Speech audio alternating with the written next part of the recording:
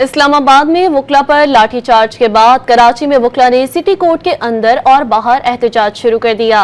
M जिन्ना road बंद करने की कोशिश भी की। एहतजाज के दौरान वकला ने नारे लगाए और एम जिन्ना रोड सिटी कोर्ट से बंद करने की कोशिश की, जिसके बाद ट्रैफिक की रवानी शदीद मुतासिर हुई।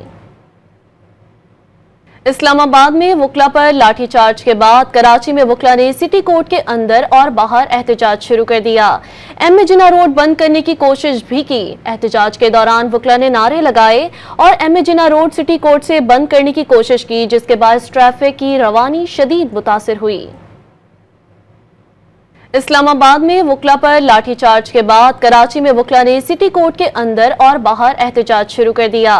एम जिन्ना रोड बंद करने की कोशिश भी की। एहतजाज के दौरान वकला ने नारे लगाए और एम जिन्ना रोड सिटी कोर्ट से बंद करने की कोशिश की, जिसके बाद ट्रैफिक की रवानी शदीद मुतासिर हुई।